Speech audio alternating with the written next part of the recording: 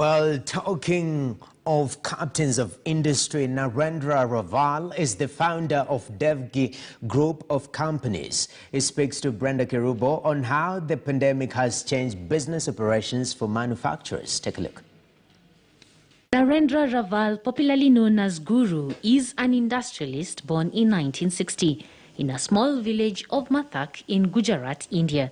He is the founder of Devgi Group of Companies that includes steel manufacturing, roofing sheets, cement and aviation services.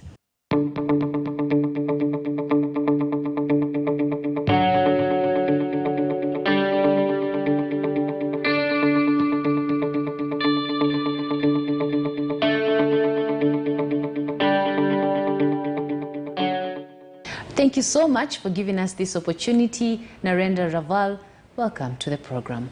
Thank you. Most people call you Guru. Why is that? I was actually in the temple and I come from the priesthood background. I was serving God, and then of course I used to do the astrology and all this to survive, so the people call me Guru. So at what point did you realize that you have an interest in industries, in manufacturing? What made you tick? When I was in the temple, when I got married, then you cannot serve anymore in the temple. So then I went to business world and I made I started a small shop in Gikomba, Nairobi, with my wife for hardware. And then that's the time I actually got inspiration that no, I should be manufacturing this item what I'm selling in my shop. So this time I went into the business world. What drives you? 29th of February, one of my senior engineer was admitted in the hospital. I don't want to mention the name of the hospital. He was there last 5 days and I was uneasy. I talked to him at night at 7:30 on 28th. Then he texted me about 9 o'clock that please ask for my health to the doctor. I did ask, he said he's doing well, whatnot, and he passed away at 2:30 in the morning. And it was because of there was no oxygen. And he was on fully oxygen.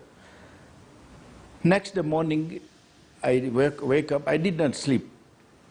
And I thought that this must be happening to everybody, or many Kenyans. If it happens to one, it happens to others. I decided I close all my steel plant where I use oxygen.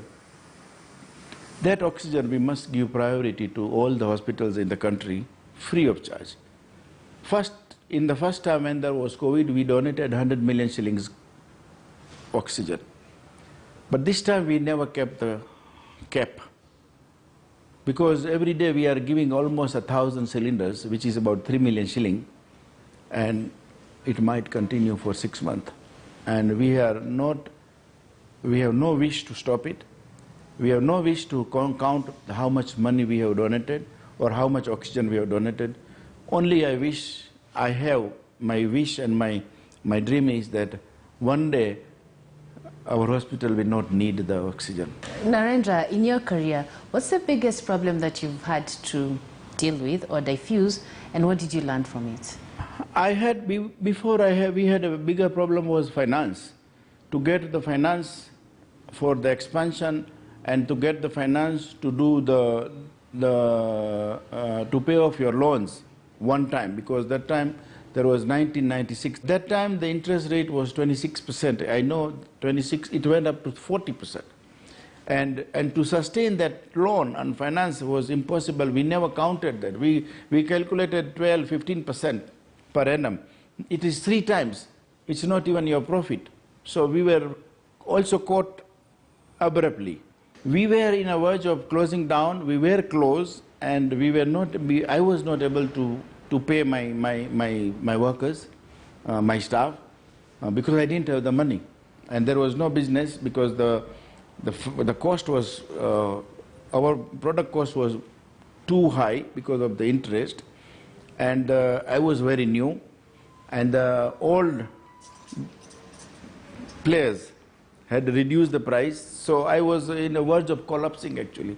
But my workers also helped me quite a lot. They supported me. I paid them after 4 or 5 months. the salary. He says, no problem, Guru, we are with you. They are still working with me. So if you were 20 years old today, what business would you invest in? If it is today I have to start, then of course I will go into the medical line, because this, not only the hospital, but many things to do with the medical will last longer, because now this kind of pandemic will come more often. This is what the study says.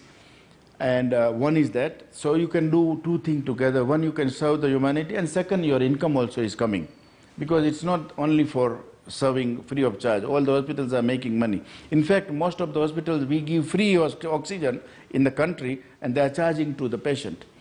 So that it has got the income. I will do that, and of course I still want to do, in this life I am now, I will try to do most what I can, but in the next life also I also continue doing the steel and cement business. Thank you so much. Thank you.